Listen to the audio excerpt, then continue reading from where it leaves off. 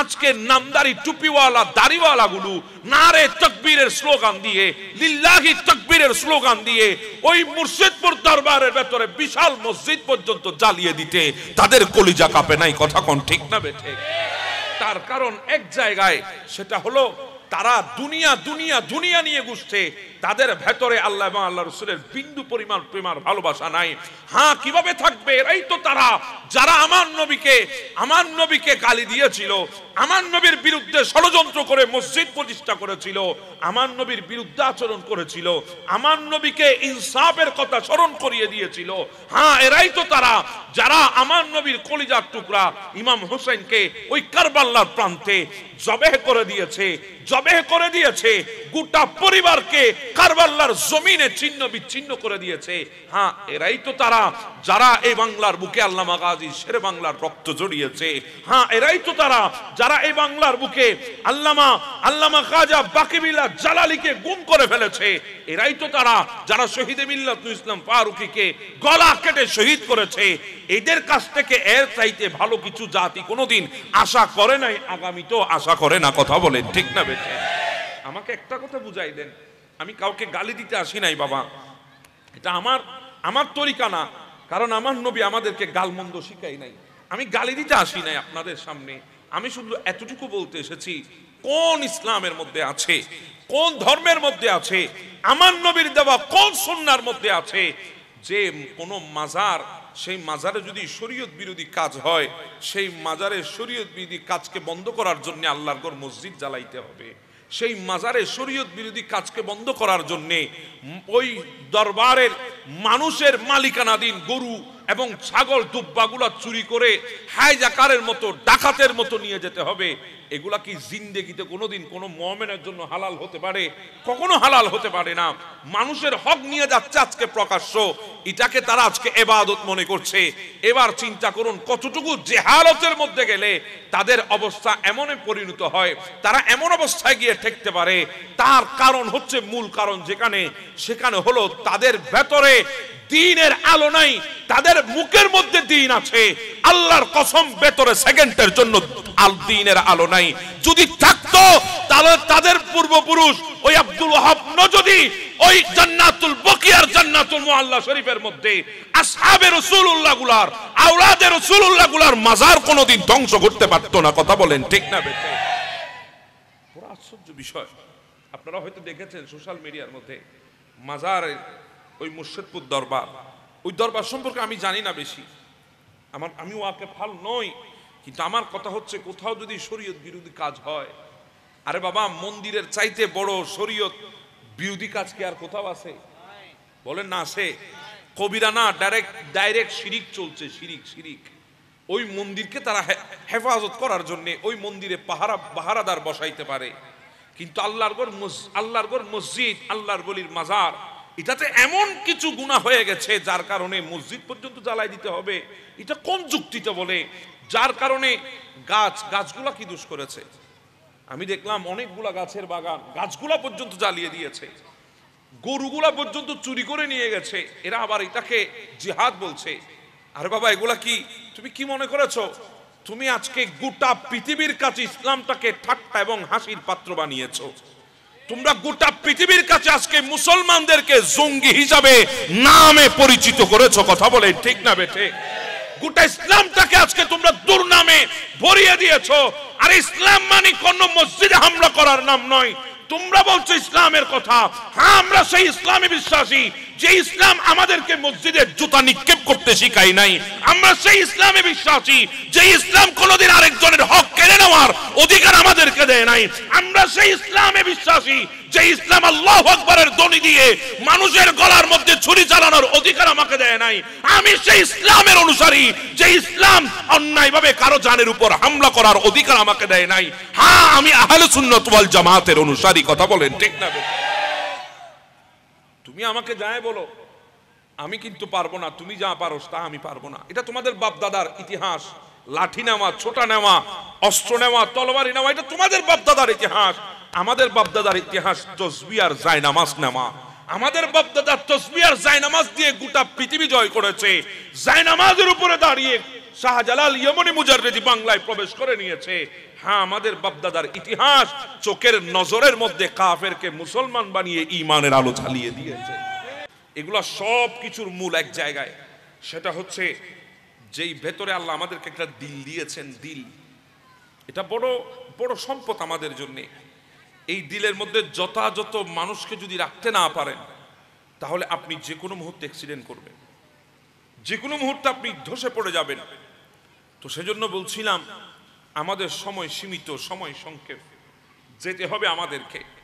আমরা মনে করছি আমরা কদমটা বাড়াচ্ছি সামনে দুনিয়া জয় করার জন্য, না, আমাদের প্রত্যেকটা কদম সামনে যাচ্ছে ওই কবরের ধার প্রান্তে, ওই কবরের নিকটে। আমাদের কদম বিশ্ব জয় করার জন্য যাচ্ছে না, আমাদের কদম নিজেকে কবরের নিচে ঢুকাই দেওয়ার জন্য আমরা বাড়াচ্ছি। প্রত্যেকটা কদম সামনে দিচ্ছি না, প্রত্যেকটা কদম কবরের দিকে দিচ্ছি।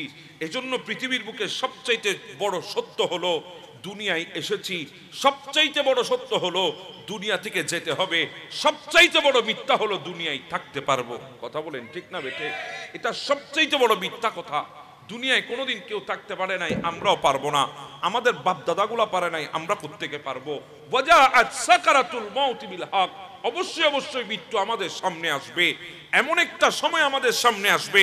আজকে তো আপনি কানে বসে আছেন, একটু ক্লান্ত লাগলে আপনার মনে হচ্ছে আপনি ঘরে যাবেন, ঘরে গিয়ে আপনি খাট কিনেছেন, উন্নত মানের খাট, আপনি সেগুন গাছের খাট বানিয়েছেন, বিভিন্ন কানাডিয়ান উড কাঠ দিয়ে আপনি খাট বানিয়েছেন, বিভিন্ন কাঠের মাধ্যমে আপনি খাট বানিয়েছেন 30, 40, 50 হাজার টাকা দিয়ে।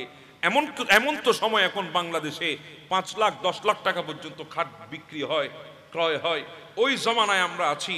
সেই খাটটা কিনেছি, উন্নত মানের ম্যাট্রেস চড়িয়ে দিয়েছি, উন্নত মানের স্প্রিং ম্যাট্রেস, উন্নত মানের তুলার ম্যাট্রেস, উন্নত মানের ফাইবারের ম্যাট্রেস আমরা কত সুন্দর আরামের জন্য বানিয়েছি।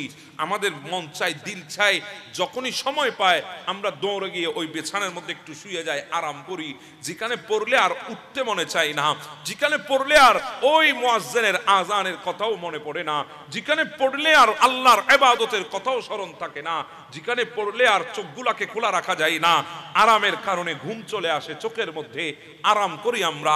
হ্যাঁ, আমি তো নিজের টাকা দিয়ে খাট কিনেছি, আরাম তো করবই, কিন্তু এমন একটা বিছানায় আপনাকে আমাকে যেতে হবে যেই বিছানায় যাওয়ার জন্য বিন্দু পরিমাণ কোনো ইচ্ছা আমাদের নাই, যেই বিছানায় যাওয়ার জন্য আমরা কেউ রাজি না, কিন্তু এরপর আমাদের ওই বিছানায় যেতে হবে। ওই বিছানার নাম হচ্ছে সাকারাতের বিছানা। ওই বিছানাটা সাকারাতের বিছানা। আপনি মনে করবেন না এটা আপনার ঘরের সেই ম্যাট্রেসের বিছানা, আপনি মনে করবেন না এটা সেগুন কাঠের তৈরি সেই বিছানা। না না না, এটা এমন এক বিছানা যেই বিছানায় অনেক ভালো ভালো বান্দা পর্যন্ত প্রস্রাব পায়খানা করে দিয়েছে বিছানার মধ্যে। এটা এমন এক বিছানা যে বিছানার মধ্যে পড়ে গেলে মালাকুল মউত আসবে, মিনহু মাদ্দাল বাসার, এর আগে ফেরেশতা আসবে একদল ফেরেশতা। হ্যাঁ, আমাদের মাঝে ফেরেশতা আসবে একদল। যদি মুমিন হয় তার কাছে আসবে কিছু আল্লাহর রহমতের ফেরেশতা, আর যদি মুনাফিক হয়, গুনাহগার হয়, আল্লাহর পক্ষ থেকে আসবে আযাবের ফেরেশতা। মিনহু মাদ্দাল বাসার, দুই দলই আসবে। যেই বান্দাটার জান কবজ করা হবে, ওই বান্দা যখন সাকারাতের বিছানায় পড়ে আছে, ফেরেশতা আসবে, 2 লাইন ধরে ফেরেশতা বসে যাবে। কয় লাইন ধরে বসবে? 2 লাইন ধরে ফেরেশতা বসবে।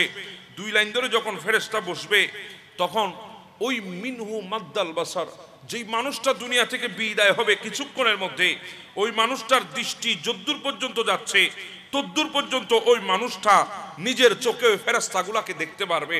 যখন কোনো মুমিনের জান কবজ হবে, আসবে রহমতের ফেরেশতা। রহমতের ফেরেশতা যখন আসবে, আসার পরে যখন বসা হবে, যখন বসবে ওই বান্দার মাথার কিনারার মধ্যে, বসার পরে হযরতে মালাকুল মউত তিনিও আসবেন। আসার পরে ওই বান্দার ডান পাশে মাথার কিনারায় বসবেন।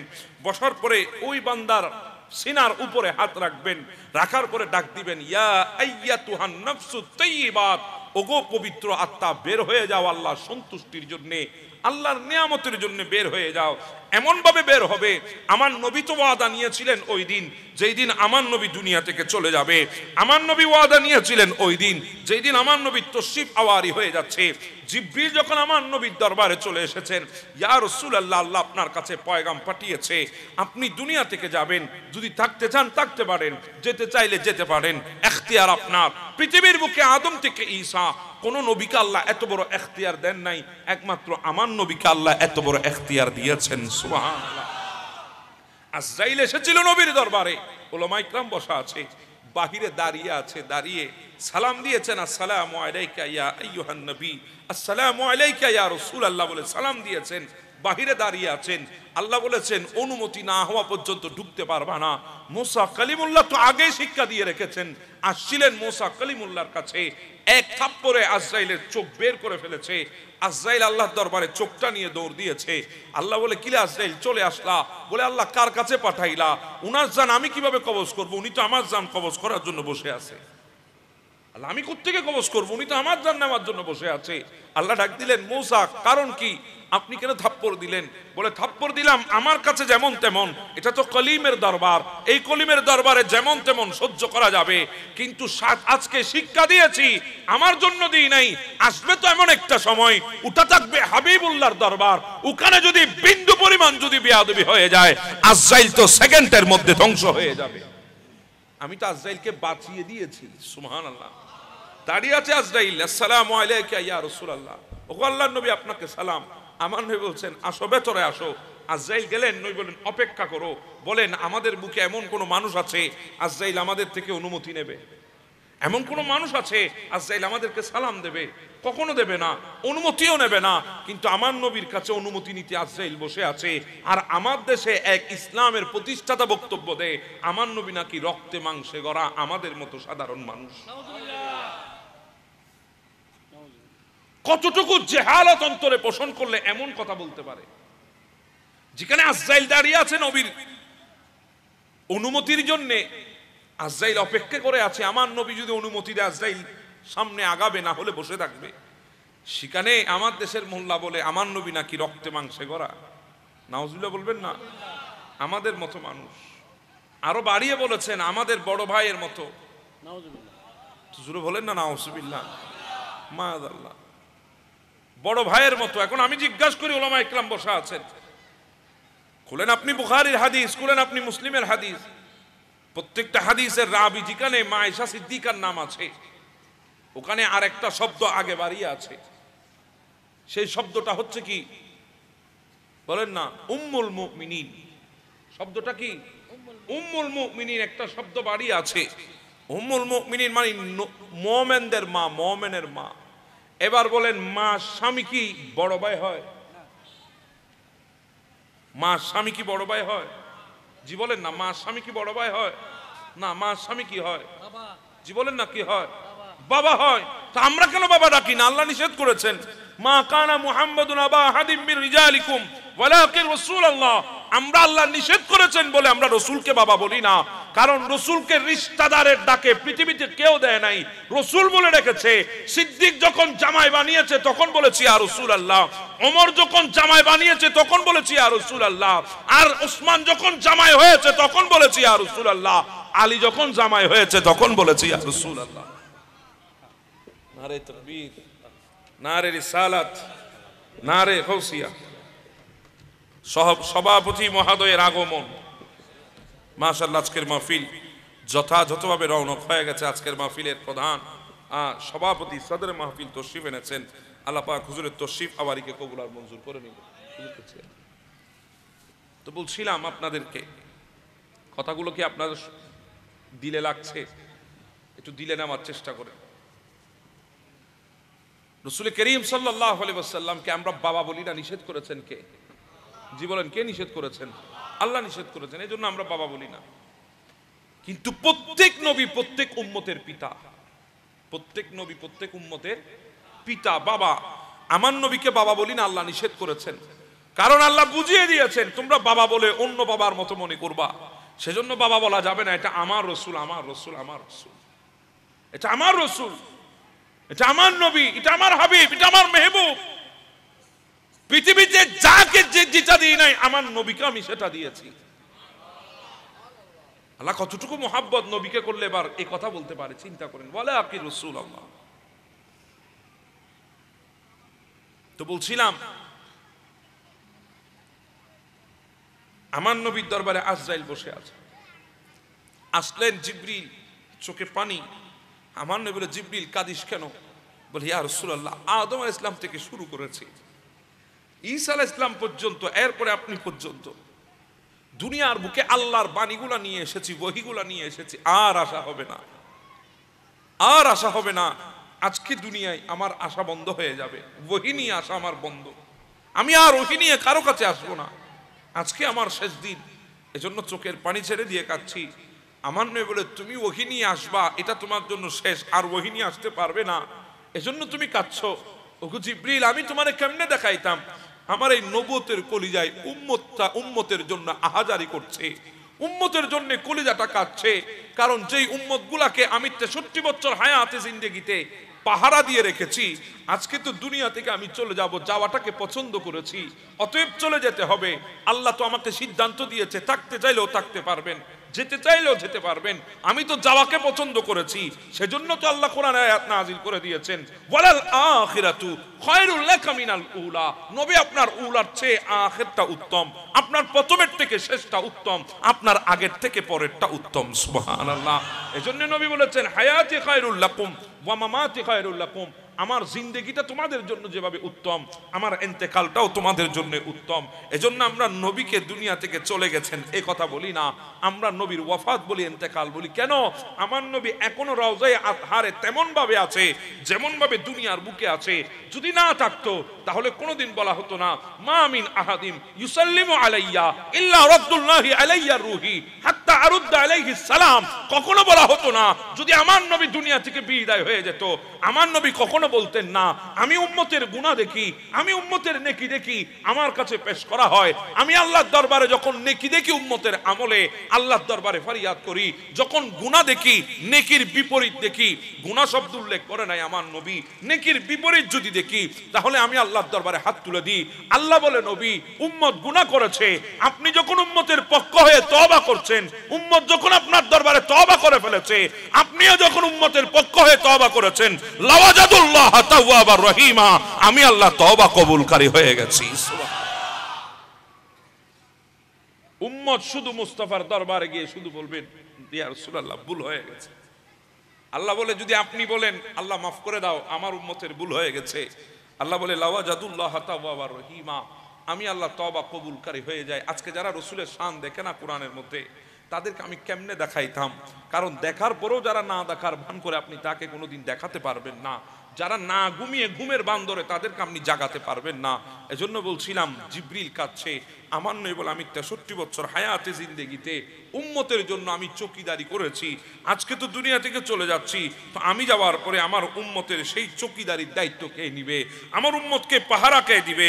তখন আমার আল্লাহ ডাক দিয়ে বলি, ইয়া রাসূলুল্লাহ, আপনি চিন্তা করবেন না, আপনি চিন্তা করবেন না। ওয়াস্তারুকা ওয়ালা তাখশানি, আপনার পরে আপনার উম্মতের কোনো ভয় নাই, কারণ আমি আছি তাদের সাথে, আমি আছি তাদের সাথে। আপনার উম্মত গুনাহ করবে, অসুবিধা নাই, আমি আল্লাহ মাফ করব। আপনার উম্মত গুনাহ করতে অভ্যস্ত, আমি আল্লাহ ক্ষমা করতে অভ্যস্ত। আপনার উম্মত 24 ঘন্টার মধ্যে গুনাহ করতে থাকবে, আমি 24 ঘন্টার মধ্যে মাফ করতে থাকবো। আপনার উম্মত গুনাহে ব্যস্ত, আমি আল্লাহ মাফ করতে ব্যস্ত। আপনার উম্মতের সাথে আমি আল্লাহ লুকোচুরি খেলবো, লুকোচুরি, কারো গুনাহ কাউকে জানতে দেব না, সত্তারিয়তের পর্দা দিয়ে ঢেকে রাখবো। আজকে যদি আমার গুনাহ আপনারা যদি জানতেন, এখানে কোনোদিন আসতেন না। আপনাদের গুনাহ আমি যদি জানতাম, আমি আসতাম না। কিন্তু আমরা সবাই গুনেহগার, বুকে হাত দিয়ে কেউ বলতে পারবেন না আমার কোনো গুনাহ নাই, আমার কোনো পাপ নাই, আমার কোনো অপরাধ নাই, আমি মুজরিম নই, এই কথা বলতে পারবেন না। সবার ভেতরে গুনাহ আছে, কম আর বেশি। সবার ভিতরে নিফাকে আছে, কম আর বেশি। সবার ভেতরে আল্লাহর বিরুদ্ধাচরণ আছে, কম আর বেশি। আল্লাহর বিধানের বিরুদ্ধে চলেছি, কম আর বেশি। সবার ভেতরে আছে, কিন্তু আজকে দেখছি না। কারণ উম্মতে মুহাম্মদী বলে আল্লাহ আমাদের মাঝখানে চোখের উপরে সত্তারিয়তের পর্দা দিয়ে রেখেছে। আল্লাহ আমাদের গুনাহ কোনো বান্দাকে জানতে দেয় না, কোনো বান্দার গুনাহ আমাদেরকে জানতে দেয় না। সুবহানাল্লাহ। শুধু আপনি আর আমি নয়, জান্নাতের মধ্যে যখন কিয়ামতের ময়দানে যখন দাঁড়াবে সবাই, আমার নবীর উম্মতের কাতার হবে ৮০টা কাতার। কয়টা কাতার? ৮০। আর অন্যান্য নবীর উম্মতের কাতার হবে ৪০টা মাত্র। আমার নবী একাই উম্মতের কাতার ৮০টা থাকবে, আর অন্যান্য সমস্ত ১,২৪,০০০ নবীর উম্মতের কাতার থাকবে ৪০টা। যখন ওনাদের আমল নামার হিসাব কাজ যখন শেষ হবে, আমাদের হিসাব কাজ যখন শুরু হবে, আমার নবীর আল্লাহর দরবারে গিয়ে ওই আরশের নিচে সিজদায় পড়বে। আল্লাহ ডাক দিয়ে বলবে, মাহবুব সর মোবারক তুলেন না, আপনি আজকে কাঁদছেন কেন? আজকে তো কাঁদার জন্যে হাসরের ময়দান আমি বানাই নাই, কিয়ামতের ময়দান কায়েম করি নাই। আনা মালিক ইয়াউমিদ্দিন ওয়া আনতা সাহিবু ইয়াউমিদ্দিন, আমি কিয়ামতের ময়দানের মালিক হয়েছি আর আপনাকে কিয়ামতের ময়দানের বাদশা বানিয়েছি। বাদশার জন্য সিংহাসনের দরকার, আমি বানিয়ে দিয়েছি মকামে মাহমুদ। আপনি ওখানে বসবেন আর হাসবেন, সবাই থাকবে নিচে, আপনি থাকবেন সিংহাসনে। আপনি কাঁদছেন কেন? বলে আল্লাহ উম্মতের বেলা চলে এসেছে, আমি নবী না কেঁদে এখন কি করব? আল্লাহ আপনি আমার উম্মতের আমল নামার হিসাব করবেন। আল্লাহ অন্যান্য নবীরা দাঁড়িয়ে আছে, নবীর উম্মতরা দাঁড়িয়ে আছে, এরা যদি আমার উম্মতের গুনার খবর জানে, আমি নবী তো লজ্জিত হয়ে যাব তাদের সামনে, আমার উম্মতগুলো লজ্জিত হয়ে যাবে তাদের সামনে। কারণ তুমি বলেছো কুনতুম খায়রা উম্মতিন, আমার উম্মতগুলাই শ্রেষ্ঠ উম্মত, তো শ্রেষ্ঠত্বের আর থাকলো কি? তখন আল্লাহ বলে, নবী আপনি আপনার উম্মতের খবর অন্য নবীরা জানলে আপনি লজ্জিত হবেন। ইয়া রাসূলুল্লাহ আমি এটাও জানি, আমি যদি আপনার সামনে আপনার উম্মতের গুনার কথা বলি, আপনি আমার সামনেও লজ্জিত হয়ে যাবেন। ইয়া রাসূলুল্লাহ আমি তো আজকের এই মকামকে বানিয়েছি আপনাকে লজ্জিত করার জন্য নয়, আজকের এই মকাম কিয়ামতের ময়দান বানিয়েছি আপনাকে লজ্জিত করার জন্য নয়, আমরা শান দেখানোর জন্য কিয়ামতের ময়দান বানিয়েছি। আজকে আমি আপনাকে লজ্জিত করব না, অন্যান্য নবীরা তো দূরের কথা, আপনাকে আপনার উম্মতের গুনাহ জানতে দেব না, আমি আল্লাহ মাফ করে দেব, মাফ করে দেব, মাফ করে দেব, আপনাকেও জানতে দেব না। আল্লাহ বলছেন নবী চিন্তা করবেন না, আমি আছি, আপনার পরে আমি আপনার উম্মতের পাহারাদার হব, আপনি চলে আসেন। আমার নবী দুনিয়া থেকে যাবেন, বলছিলাম আজরাইল হাত রাখছিলেন, আমি কিন্তু আমার কথার উপরে আছি, একটু অন্যদিকে গিয়েছি, আবার আসছি। আজরাইল হাত রাখছিলেন আমার নবীর উপরে, আমার নবী বলছিলেন, ভাই আজরাইল আমি রহমতুল আলামিন বলে, আল্লাহর মেহবুব বলে, তুমি আমার থেকে এমন ভাবে রুটা বের করো না যেটা আমি বুঝতে না পারি, তুমি এমন ভাবে আমার থেকে রুটা বের করবে যেভাবে আমার এক সাধারণ গুনাহগার উম্মত থেকে তুমি রু বের করবে, সেভাবে আমার থেকে তুমি রুটা বের করবে। আজরাইল আমার নবীর সিনা বরাবর আঙ্গুল ধরেছেন, এখনো লাগাই নাই আমার নবীর সিনার সাথে, এখনো লাগাই নাই, ফাঁক আছে, ব্যবধান আছে। আমার নবী একটা চিৎকার দিয়েছেন, ভাই আজরাইল আমার সিনার উপরে তুমি কি দিয়েছো? বলে হুজুর ইয়া রাসূলুল্লাহ আমি তো এখনো কিছুই দিই নাই, আপনাকে আমি স্পর্শ করি নাই। বলে ভাই আজরাইল তুমি বলছো স্পর্শ করো নাই, কিন্তু মনে হচ্ছে ৭ আসমান ৭ জমিন তুমি আমার সিনার উপরে তুলে দিয়েছো, এভাবে বুঝি তুমি আমার উম্মতের রূহ কবজ করবে, এভাবে বুঝি আমার উম্মতের রূহ কবজ করবে? তখন আজরাইল বলে ইয়া রাসূলুল্লাহ ওয়াদা দিয়ে দিলাম, এভাবে আপনার উম্মতের রূহ কবজ আমি করব না, যখন দেখবো যাদের দিলের মধ্যে আপনি নবীর প্রেম আর ভালোবাসা আছে। কুল ইন কুনতুম তুহিব্বুনাল্লাহ ফাত্তাবিউনি ইউহিব্বুকুমুল্লাহ, এইটার উপরে যখন আপনার উম্মত থাকবে, ওয়ামা আতাকুমুর রাসূলু ফাখুযুহু ওয়ামা নাহাকুম আনহু ফান্তাহু, এই আমলের উপরে যখন আপনার উম্মত থাকবে, যখন তাদের দিলের মধ্যে দেখবো আপনার প্রেম আর ভালোবাসা আছে, ওয়াদা দিয়ে দিলাম আপনাকে, ময়দার বস্তা থেকে যেভাবে চুল বের করলে গোটা ময়দার বস্তার ময়দার যেমন ডিস্টার্ব হয় না, আপনার উম্মতের তেমন ডিস্টার্ব হবে না, বুঝতেও পারবে না। এবার চিন্তা করেন, আপনি রাসূলুল্লাহ দুনিয়া থেকে যায়, সেখানে উম্মতের জন্য চিন্তা। আজরাইল ডাক দিবে, ইয়া আইয়াতুহান নাফসুত তাইয়্যিবা, বের হয়ে আসো আল্লাহর সন্তুষ্টির জন্য, আল্লাহর দয়ার জন্য বের হয়ে আসো। সেদিন রুটা বের হয়ে আসবে, যখন রুটা বের হবে, মুমিনের রুটা যখন আজরাইল হাতের মধ্যে নেবে, হাতের মধ্যে যখন আজরাইল রুটা নেবে, তখন ওই 2 লাইন ধরে যে ফেরেশতাগুলো বসে আছে এর একটা দোঁত দেবে, দোঁতি আজরাইলের কাছে আসবে, এসে বলবে রুটা আমাদেরকে দিয়ে দাও। আজরাইল চোখের পলক সমপরিমাণ সময় রুটা হাতের মধ্যে রাখতে পারবে না, বলবে আমাকে দিয়ে দাও, ওই রহমতের ফেরেশতা। তখন আজরাইল বলবে কেন দেব? বলে মা হুম কাফানুন মিন আকফানিল জান্নাহ ওয়া হানুতি মিন হানুতিল জান্নাহ, আমরা এই রুটাকে নিয়ে যাওয়ার জন্য জান্নাত থেকে কাফনের কাপড় নিয়ে এসেছি। আল্লাহর এই বান্দার রুটা নিয়ে যাওয়ার জন্য জান্নাত থেকে আমরা খুশবু নিয়ে এসেছি, আতর নিয়ে এসেছি। আমরা আজকে তাকে আতর দেব আর তাকে আমরা প্যাকেট করে আল্লাহর দরবারে নিয়ে যাব। রুটা নিয়ে ফেরেশতারা রওনা হবে, রহমতের ফেরেশতা, সুগন্ধি ছড়িয়ে পড়বে, চারিদিকে সুগন্ধি ছড়িয়ে পড়বে। অন্যান্য ফেরেশতারা জিজ্ঞাসা করবে এটা কে? তখন ওই ফেরেশতাগুলা বলবে রহমতের ফেরেশতা, ফুলান ইবনে ফুলান, অমুকের বেটা, অমুকের রূহ। নিয়ে যেতে যেতে প্রথম আসমানে নিয়ে যাবে। প্রথম আসমানের ফেরেশতারা দাঁড়িয়ে আছে ওই রুহটাকে রিসিভ করার জন্য। ওই রুহটাকে প্রথম আসমানের ফেরেশতারা রিসিভ করবে।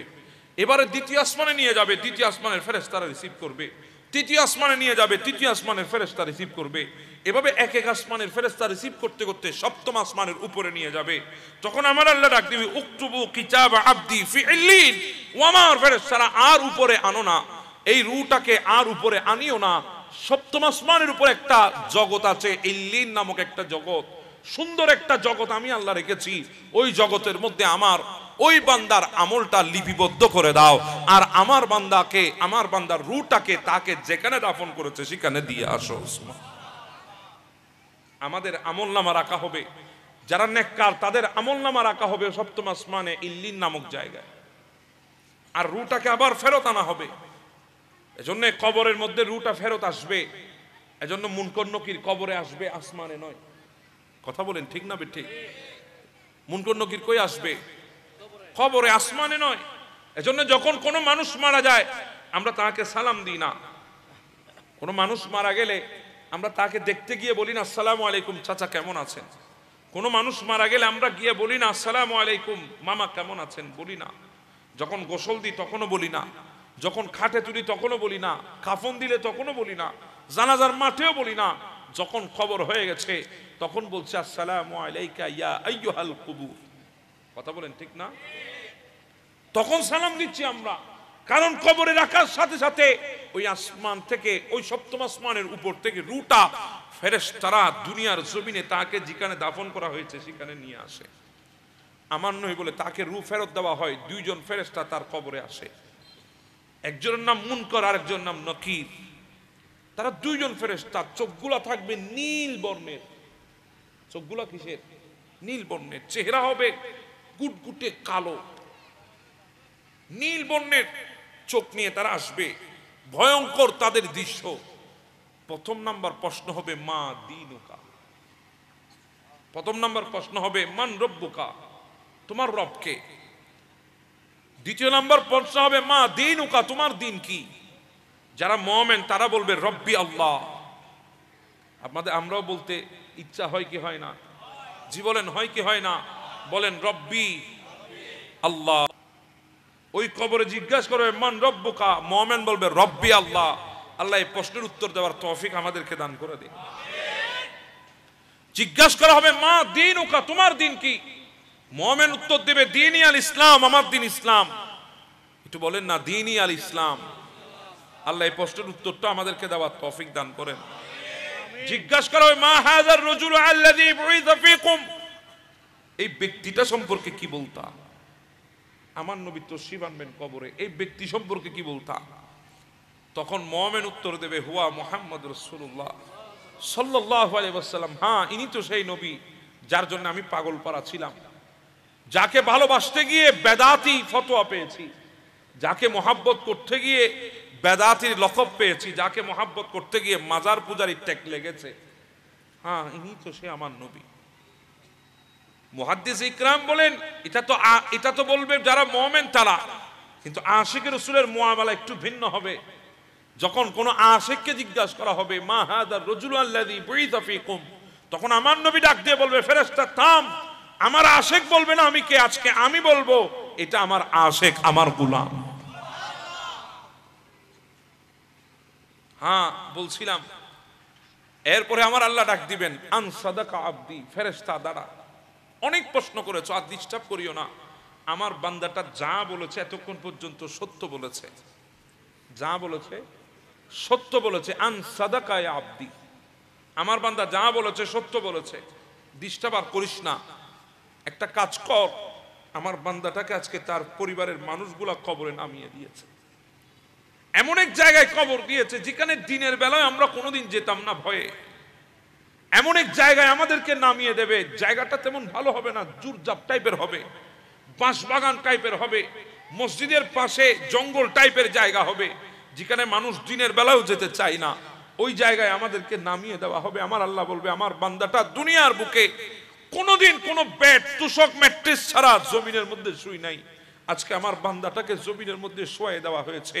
বান্দাটার বড় কষ্ট হচ্ছে, ঠান্ডা লাগছে, ফাফসিরহু মিনাল জান্নাহ, যা আমার বান্দাটার জন্য জান্নাত থেকে বিছানা এনে বিছিয়ে দেয়।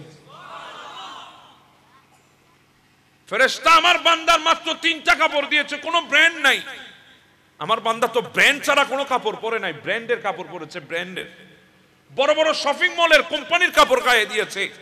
আমার বান্দাকে আজকে 3টা কাপড়, এমন এক কাপড় দিয়েছে যে কাপড়টা যে বানায় সে নিজের জন্য বানায় না, যে কিনে সে নিজে গায়ে লাগায় না, যাকে দেওয়া হয় সে কিছুই জানে না। কথা বলেন না, ঠিক না বেঠে? 3টা কাপড় মাত্র, পাতলা কাপড় তাকে দিয়েছে, ডানে বামে নিচে উপরে মাটি, মাটি থেকে ঠান্ডা উঠবে, আমার বান্দাটা সহ্য করতে পারবে না। সে তো আমার তার সন্তানদেরকে 5তলা বিল্ডিং দিয়ে এসেছে, সন্তানদেরকে কোটি কোটি টাকা দিয়ে এসেছে, কেউ ভালো মানের একটা কাপড়ও দেওয়ার তাদের যোগ্যতাই নাই। দিবে কোত্থেকে? টাকা থাকলে তো আর সব জায়গায় কাজে লাগানো যায় না। কথা বলেন, ঠিক না বেটে? টাকা যদি থাকে, সব জায়গায় যদি কাজে লাগানো যেত, তাহলে মানুষ কোনোদিন দুনিয়ায় মরতো না, মানুষ কোনোদিন দুনিয়ায় মারা যেত না। টাকায় যদি সব হতো, মানুষ কোনোদিন অসুখী হতো না। আজকে আমাদের অনেক যুবক ভাইরা কপাল চাপড়ায় আর বলে আমার কপালটা খারাপ, কপালটা খারাপ। কেন রে যুবক, তোমার কপালের দোষ দিচ্ছ কেন? বলে আমিও তো মানুষ। আর অমুক বান্দাকে দেখেন সোশ্যাল মিডিয়ায়, সে সেলিব্রিটি, সে বিভিন্ন চলচ্চিত্রের নায়ক নায়িকা, বিভিন্ন ফুটবল আর ক্রিকেটার সেলিব্রিটি, তাদের লাইফ স্টাইল দেখেন, কত সুখ, কত রোমাঞ্চ তাদের লাইফ স্টাইলের মধ্যে, তাদের জীবনের মধ্যে কোনো দুঃখ বলতে কিছুই নাই, কষ্ট বলতে কিছুই নাই। ওই অমুক কোটিপতিকে দেখেন, শিল্পপতিকে দেখেন, বাংলাদেশের একমাত্র শিল্পপতির সন্তান, এক রাতে এক নারী আর এক গাড়ি ছাড়া দ্বিতীয় রাত যে ব্যবহার করে না, এমন কোটিপতির সন্তান, তার কপালে সব সুখ। আমি বলি যুবক, যদি সুখগুলা যদি টাকা দিয়ে কিনা পাওয়া যেত, সুখ যদি সেলিব্রিটির কপালে থাকতো, সুখ যদি কোনো কোটিপতির কপালে থাকতো, তাহলে বাংলার জমিনের মধ্যে কোন সেলিব্রিটি কোটিপতি নিজের টাকায় অস্ত্র কিনে মাথায় টেকিয়ে গুলি করে আত্মহত্যা করতো না, নিজের টাকায় রশি দিয়ে ফাঁস লাগিয়ে আত্মহত্যা করতো না। তো সুখ কোথায় আছে? হ্যাঁ, সুখ আছে, তুমি যে কপালটা চাপড়াচ্ছ, এখানেই সুখ, এখানেই। কেমন করে? এই কপালের মধ্যে হাতের বাড়ি দিয়ে লাভ নাই। যদি পারো কপালটাকে জমিনের মধ্যে আল্লাহর দরবারে সিজদায় বাড়ি লাগাও। যেই কপাল আল্লাহর দরবারে সিজদায় বাড়ি লাগবে, ওই কপাল কোনোদিন খারাপ হতে পারে না। কপাল কোথায় বাড়ি দিতে হয় সেটাও তুমি জানো না। তুমি তো হাত দিয়ে কপালকে বাড়ি দিচ্ছ। কপালকে হাত দিয়ে নয়, সিজদার মধ্যে কপালকে রাখো। এই কপাল কোনোদিন খারাপ হবে না। যেই কপাল সিজদার মধ্যে রেখেছে, বলেন আমাকে একবার, যারা নামাজ পড়েছে, 5 ওয়াক্ত নামাজই দেখবেন অনেক সময় তাদের মতো হত দরিদ্র মানুষ পৃথিবীর মধ্যে মানুষ নাই। তারা অর্থের মহতাজ, তাদের টাকার অভাব, তাদের খাবারের অভাব, পোশাকের অভাব, বাসস্থানের অভাব, সব অভাব তাদেরকে চেপে ধরেছে। কিন্তু এরপরেও দেখবেন ওই মানুষগুলার চেহারার মধ্যে একটা নূর আছে। ওই মানুষগুলার চেহারা মলিন নাই, মানুষগুলার চেহারার মধ্যে একটা প্রশান্তির হাসি আছে। মানুষগুলার চেহারা দেখলেও নিজের ভেতরে টেনশন দূর হয়ে যায়। অনেক সময় চিন্তা করি, কিভাবে সম্ভব, কিভাবে সম্ভব? টাকার অভাব আছে, পোশাকের অভাব আছে, বাসস্থানের অভাব, খাবারের অভাব, সব অভাব তাকে চেপে ধরেছে, কিন্তু তার মুখে হাসি, কিভাবে সম্ভব? এরপরও সে মসজিদ ছাড়ে না দুশ্চিন্তার দোহাই দিয়ে। এরপরে ছেকা খেয়েছে বলে সে মসজিদ থেকে চলে যায় না, সে মসজিদে পড়ে আছে, কিভাবে সম্ভব? হ্যাঁ, এত দরিদ্রের মধ্যে থাকার পরেও কোনোদিন দেখবেন না সে গলার মধ্যে ফাঁস লাগিয়েছে, কোনোদিন দেখবেন না সে গুলি করে মাথার খুলি উড়িয়েছে। তার কারণ কি জানেন? সে শান্তি কোথায় সেটা সে খুঁজে পেয়েছে। শান্তি টাকার মাধ্যমে আসে না, শান্তি খাবারের মাধ্যমে আসে না, শান্তি পোশাক আশাকের মাধ্যমে আসে না, সুখ শান্তি 5 তলা বিল্ডিং এর মাধ্যমে নয়, অ্যাপার্টমেন্টের মাধ্যমে নয়, কোটি ম্যানশন ভিলার মাধ্যমে নয়, শান্তি আল্লাহর দরবারে সিজদার মাধ্যমে আসে। সিজদার মাধ্যমে, আল্লাহর দরবারে সিজদার মাধ্যমে আসে। এজন্য যে বান্দা সিজদা দিতে শিখেছে, ওই বান্দার মতো সুখী পৃথিবীর জমিনে আর মানুষ নাই। আল্লাহ এদেরকে বেশি মহাব্বত করেন, এদেরকে ভালোবাসেন আল্লাহ। আপনি তার বাহ্যিকটা দেখছেন, সে ক্ষুধার্ত। আরে ভাই, যে বান্দাটা প্রত্যেকটা সময় সিজদা যখন লাগায়, মালিকের দিদার যখন পায়, খোদা তার ভেতরে কাজ করে, কখনো করবে না। আপনি যখন কোনো প্রিয়তমাকে যখন কাছে পেয়ে গেছেন, আপনার কোনো প্রিয় জিনিসকে যখন কাছে পেয়েছেন, দেখবেন যুবক অনেক ভাইয়ের আছে মোবাইল ফোন, আছে না নাই, স্মার্টফোন, সে ফোন কিনে না দেওয়ার কারণে 5 দিন ভাত খায় না খেয়ে বসে আছে। কিসের দাবিতে?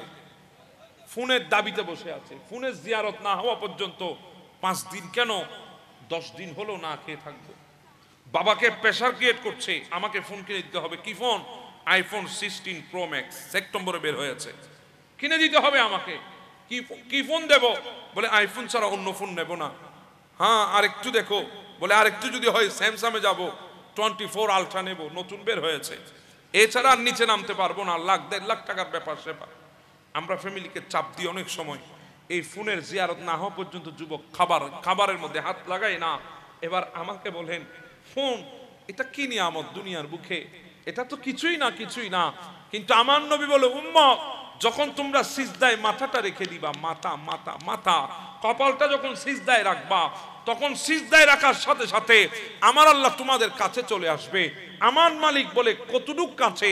মুসা কালিমুল্লাহ ডাক দিয়েছিল আল্লাহকে, আল্লাহ আমি জমিনে দাঁড়িয়ে আপনার সাথে কথা বলছি, আমি তো মুসা কালিমুল্লাহ। হ্যাঁ, মুসা কালিমুল্লাহর কথা বলছি।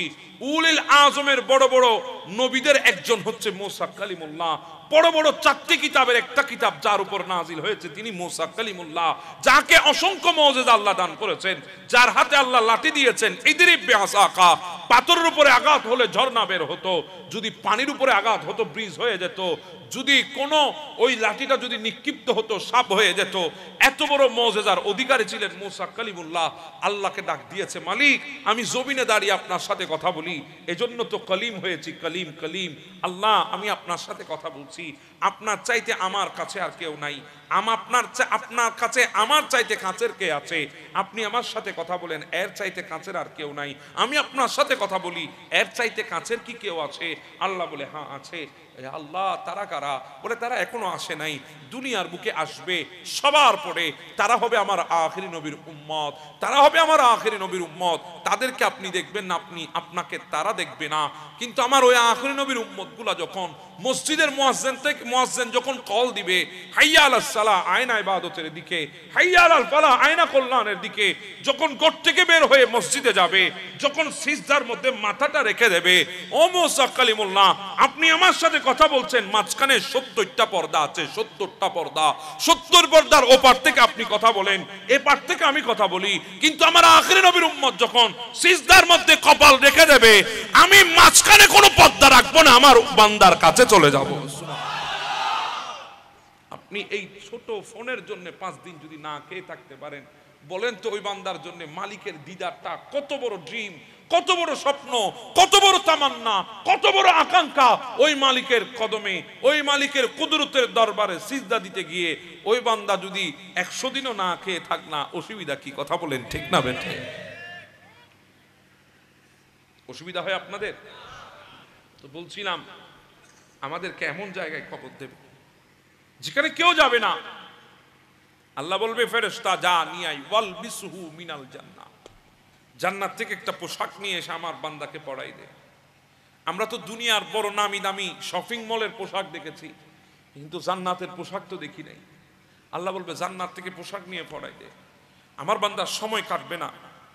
আরে বাবা, দুনিয়ার বুকে দেখেন, একটা কামরার ভেতরে যদি আপনার হাত থেকে যদি আপনার স্মার্টফোনটা নিয়ে নেওয়া হয়, আপনার রুমের ভেতর থেকে যদি টেলিভিশন, কম্পিউটার, আপনার ল্যাপটপগুলো যদি বের করে দেওয়া হয়, আপনার আইপ্যাড যদি নিয়ে ফেলা হয়, একটা কামরার ভেতরে শুধু পাঙ্খার লাইট চালাই দিল আর খাবার দিল আপনারে, এইটুকুর মধ্যে আপনার সময় কাটবে?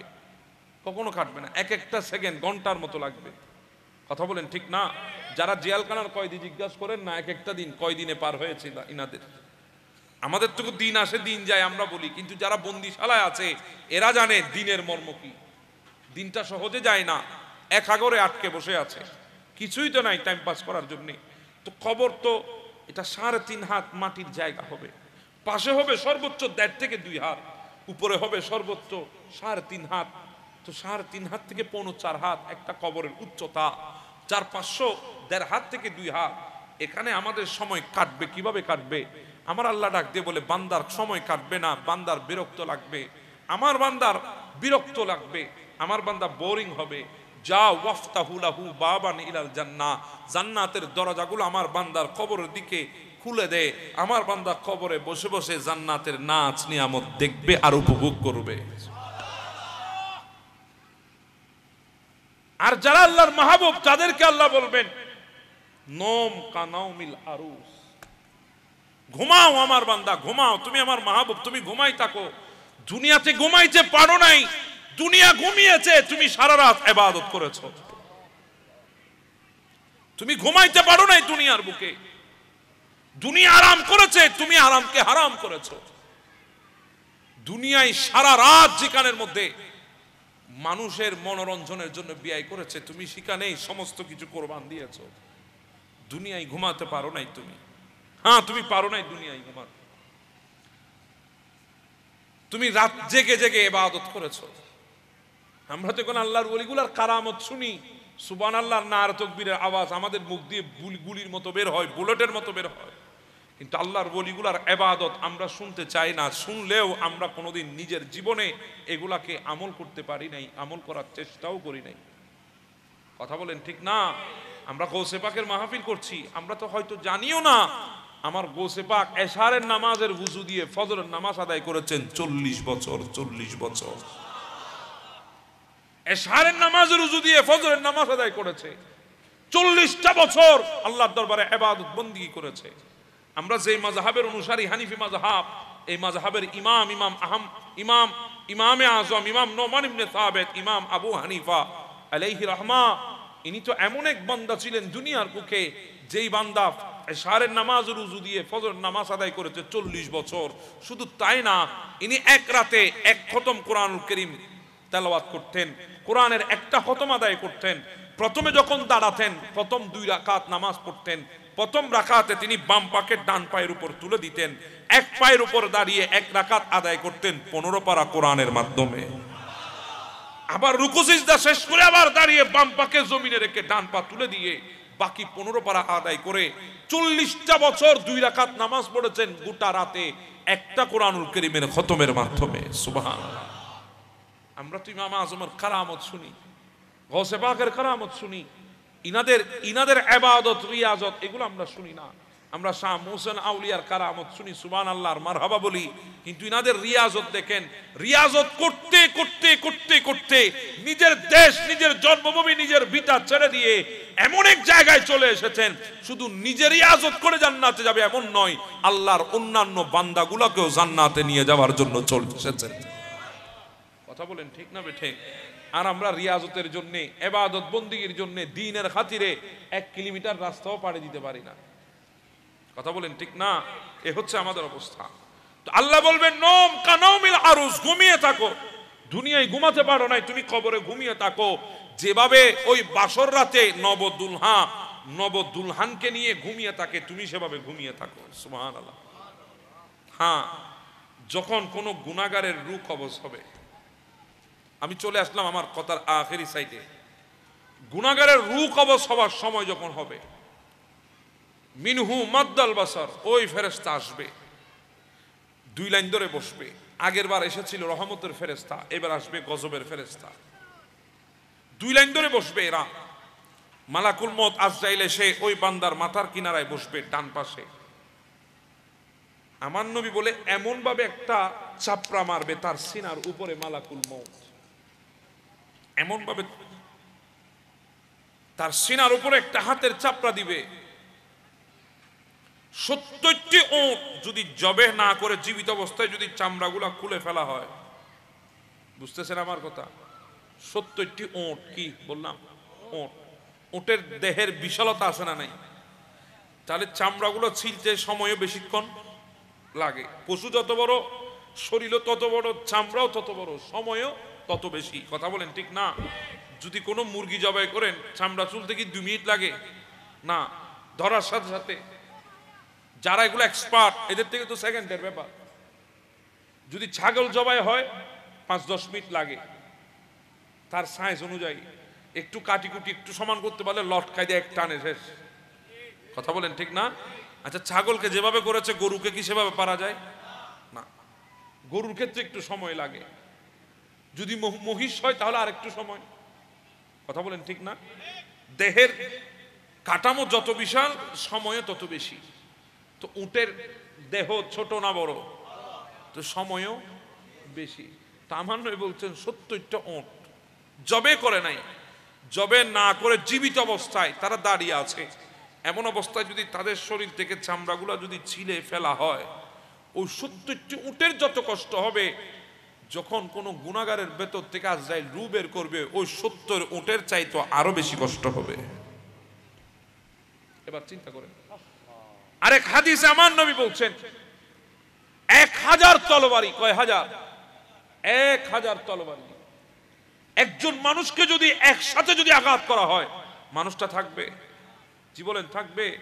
এই তো গত পরশুদিন চট্টগ্রাম জজ কোর্টের মধ্যে ইসকন নামে জঙ্গি সংগঠন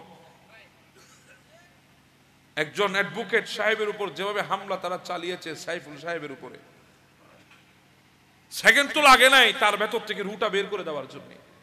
মাত্র 2-1টা ধারালো অস্ত্র ছিল তাদের হাতে। এই 2-1টা ধারালো অস্ত্র দিয়ে সেকেন্ডের ভেতরে মানুষটা রু বের করে দিয়েছে। তার দোষ কি? তার দোষ হলো সে তাদের মামলার বিপরীতে গিয়ে কেন আদালতে দাঁড়িয়েছে। এখন আমাদের দেশে এমন এক অবস্থা শুরু হয়েছে, আমাদের দেশে এখন কেউ কেউ চায় বাংলাদেশকে ভারত বানাইতে। কথা বলেন ঠিক না? কেউ কেউ চায় চট্টগ্রামকে দখল করতে, কেউ কেউ চায় বাংলাদেশকে গুজরাট বানাতে। আমি বলি শুনেন, বাংলাদেশ এটা ভারত নয়। বাংলাদেশকে গুজরাট মনে করবেন না, বাংলাদেশকে বোম্বে মনে করবেন না। এটা বাংলাদেশ, বাংলাদেশ 360 আউলিয়ার বাংলাদেশ। এটা বাংলাদেশ 12 আউলিয়ার বাংলাদেশ, যেখানে তোমাদের বাপদাদা গৌর গোবিন্দ আমাদের বাপদাদা শাহজালালের সামনে দাঁড়াতে পারে নাই। তোমরা যদি গৌর গোবিন্দের উত্তরসূরি হয়ে থাকো, মনে রাখবে আমরা শাহজালালের উত্তরসূরি এখনো আছি। অতএব সমঝদারির সাথে কাজ নিবা।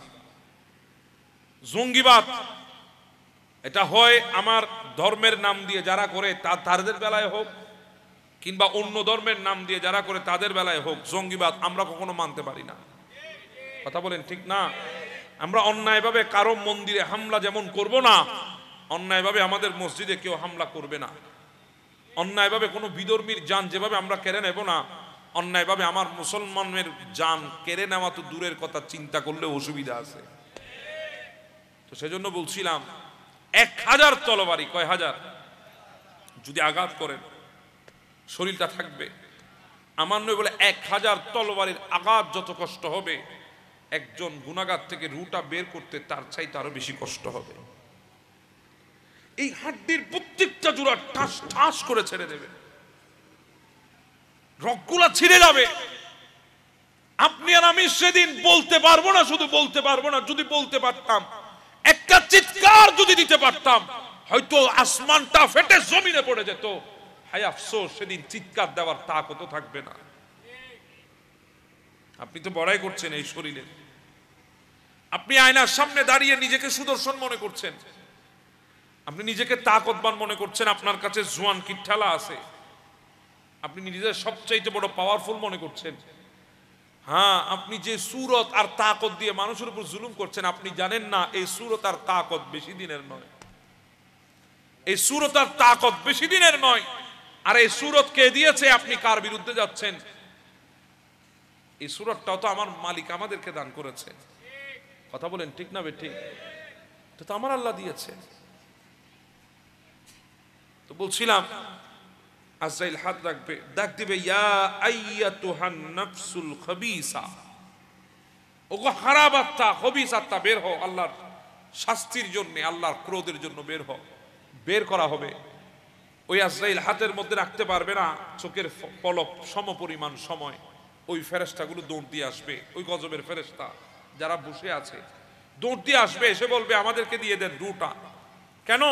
বলে আমরা জাহান্নাম থেকে আগুনের বস্তা এনেছি রুটাকে নিয়ে যাওয়ার জন্য। নাউজুবিল্লাহ বলবেন না? কিসের বস্তা? আগুনের বস্তা। এর আগের বার বলেছিল মাহুম কাফনুন মিন আকফানিল জান্নাহ, আমরা জান্নাত থেকে কাফনের কাপড় এনেছি। এবার বলছে কাফনের জান্নাত থেকে কাফনের কাপড় না, জাহান্নাম থেকে বস্তা এনেছি, আগুনের বস্তা।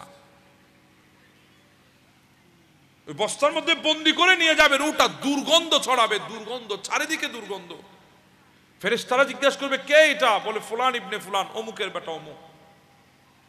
প্রথম আসমানের দরজায় নিয়ে যাওয়ার সাথে সাথে আমার আল্লাহ ডাক দিবেন আসমান থেকে, ফেরেশতাদেরকে ডাক দিয়ে বলবে ফেরেশতা থাম থাম, আর আনিস না, আর উপরের দিকে আনার কোনো প্রয়োজন নাই। আমি আল্লাহ তোদেরকে বলছি আর উপরের দিকে আনবি না, কারণ এই বান্দাটা বড় নাফরমান বান্দা, এই বান্দাটা বড় নাফরমান, এই বান্দাটা আমার সাথে বড় গাদ্দারি করেছে, নাফরমানি করেছে, একে উপরের দিকে আনবা না, একে এখানে রাখো। তাকে সপ্তম আসমানের নিচে একটা সিজ্জিন নামক একটা জায়গা আছে, সিজ্জিন, সপ্তম জমিনের নিচে ওই সিজ্জিন নামক জায়গায় তার আমলটা রেখে আসো। তার আমলটা রেখে আসার পরে তার ওই রুটাকে এমন ভাবে ফেলে দাও দুনিয়ার বুকে যেন এটা গিয়ে তার ওই জায়গায় পড়ে যেখানে তাকে কবর দেওয়া হয়েছে। গুনাহগারের রু কোথায় রাখা হবে? সিজ্জিনে, সপ্তম জমিনের নিচে।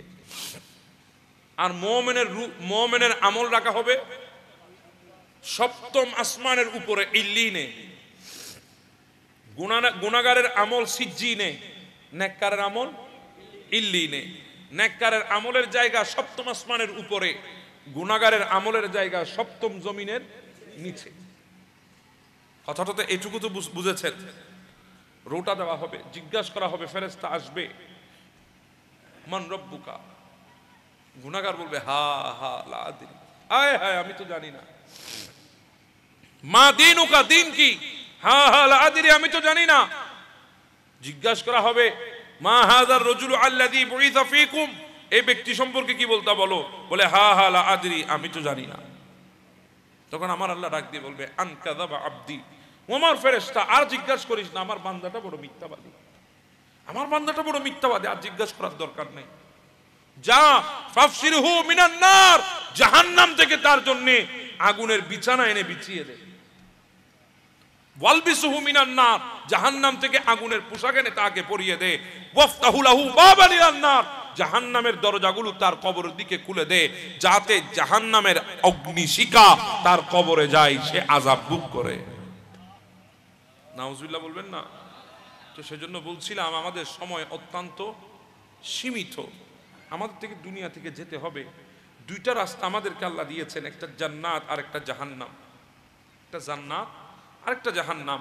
এখন আমাদের আকলের বিবেচনার কাজ, আমরা কি জান্নাতে ঢুকবো নাকি জাহান্নামে যাব? জাহান্নাম এটা তো আমার সম্পত্তি না, এটা তো আমার মিরাজ না। জাহান্নাম এটা তো আমার বাপদাদার সম্পত্তি না, আমার বাপদাদার বিটা বাড়ি হচ্ছে জান্নাত। যদি বলুন হুজুর কিভাবে? আমাদের বাবা আদম সফিউল্লাহ কোত্থেকে এসেছেন? জি বলেন না, কোত্থেকে? জান্নাত থেকে। আমার বাবা আদম সফিউল্লাহ জান্নাত থেকে এসেছে, আমরা তো সেই বাবার উত্তরাধিকারী, আমরা তো সেই বাবার সন্তান, তো আমাদের মিরাজ, আমাদের সম্পদ জান্নাত, আমাদের বাড়ি জান্নাত, তো আমরা তো জান্নাতেই যাব। জাহান্নামে যদি যায় তাহলে বুঝবেন আপনার সিদ্ধান্তের মধ্যে গাফিলতি আছে, আপনার ওয়ারিসের সার্টিফিকেটের মধ্যে গুরজালাই আছে। কথা বুঝতেছেন? কারণ বাবার প্রত্যেকটা সন্তান তো লায়েক হয় না, কিছু নালায়েক সন্তান আছে না নাই? আছে। বাবা লায়েক হলেও সন্তান সবগুলা লায়েক হয় না, কিছু লায়েক হয়, কিছু নালায়েক হয়। তো যদি জান্নাতে যাওয়ার সিদ্ধান্ত যদি নিতে পারেন বুঝবেন সে লায়েক সন্তান, যদি জান্নাতে যাওয়ার সিদ্ধান্ত নিতে না পারেন বুঝবেন নালায়েক সন্তান। সবাই আদম ইসলামের পুত্র সন্তান, সবাই আদম ইসলামের বংশধর, কিন্তু কিছু লায়েক আছে, কিছু নালায়েক আছে। তো সেজন্য বলছি সময় সীমিত, খবর আমাদেরকে যেতে হবে। এজন্য আমার নয় বলেন কবর আমাদেরকে ডাক দিচ্ছে, দৈনিক 5 বার ডাকে। কয়বার? 5 বার কবর আমাদেরকে ডাকছে। আমরা তো শুনি না, শুনবেন কোত্থেকে? এই কানগুলা তো আমার যুবক ফুলাফাইনগুলো এখন তো ওই হেয়ারফোন লাগায় লাগায় সারাদিন কালা কালা সাদা সাদা শুনতেছে, আছে না? সারাটা দিন ফ্যাটফুরুদ্দে তোয়ান লাই, আছে না নাই? সারাটা দিন এখানে শুনছে। এখানের পবিত্রতা নষ্ট করে দিয়েছি অনেক আগে। হ্যাঁ, এই কান তো গৌসে পাকের কাছেও আছে, আমাদের কাছেও আছে। গৌসে পাক শুনে আমরা শুনি না কেন? আমার গৌসে পাক বলে আমি পৃথিবীর যদি পশ্চিম পারে থাকি, আমার মুরিদ যদি পৃথিবীর পূর্ব পারে থাকে, মুসিবতে পড়ে যদি ডাক দে ইয়াস গৌস আব্দুল কাদের জিলানী শাইয়াল লিল্লাহ, আমি এখনো হাত বাড়িয়ে দিয়ে আমার ওই মুরিদকে মুসিবত থেকে উদ্ধার করে নিতে পারি। ওনারটাও কান, আমারটাও কান। উনিও নবীর উম্মত, আমিও নবীর উম্মত। উনি আল্লাহর বান্দা, আমি আল্লাহর বান্দা। ওনার ভেতরে এই তাকত কিভাবে আসলো? পৃথিবীর পূর্ব পারের আওয়াজ শুনতে পায়, আমার ভেতরে নাই কেন? একবারও কি চিন্তা করেছেন? আমাদের কানের যে মারপেস, আল্লাহর ওলিগুলার কানেরও একে মারপেস না? জি বলেন না? ডিজাইন একেই না? একেই ডিজাইন। না আমার গুলা শুনে না, ওনাদের গুলা শোনা যায়। গৌসুল আজম মাইজবান্ডারি উজুবা নাই মাইজবান্ডার দরবারে, আর ওই রাঙ্গুনিয়া পাহাড় থেকে ডাক দে ভক্তে, এখান থেকে বদনামের ওখানে পৌঁছাই দিয়েছে, ডাক ওখান থেকে এখানে শুনে ফেলেছে। আপনি আর আমি পাথর নিক্ষেপ করলে ওই রাস্তায় গিয়ে পড়বে না। কথা বলেন ঠিক না? যদি বলেন হুজুর তাকত নাই, বাহুতে আর একটু বডি টডি বানান, এরপরে মারলে যাবে। আমি বললাম বডি একটা না, যদি তুমি 10টা বডিও বানাও কোনোদিনও পারবে না। তাকত লাগে, তাকত। মুসলমানের তাকত, ঈমানের তাকত। মুসলমান আজকে হারিয়ে ফেলেছে বলে বিশ্বের জমিনে মুসলমান আজকে মার খাচ্ছে। অনেকে বলে মুসলমানের দেশগুলো উন্নত নয়, তাদের কাছে তথ্য প্রযুক্তি নাই, এজন্য মুসলমান মার খাচ্ছে। আমি বলি না না না না, তোমার এই জিহালতের কথাগুলো আমি শুনতে পারবো না। কারণ এমনও তো সময় ছিল পৃথিবীর বুকে মাত্র 313 জন দাঁড়িয়ে ছিল, বিপরীতে হাজার ছিল, এরপরও জয় চিনিয়ে এনেছে। কারণ কি? কারণ তাদের তাকত বাহুবলের উপরে ছিল না, তাদের তাকত উন্নত হওয়ার পেছনে ছিল না, তাদের তাকত জনবলের উপরে ছিল না, তাদের তাকত ছিল একমাত্র আল্লাহ এবং আল্লাহর রাসূলের উপরে।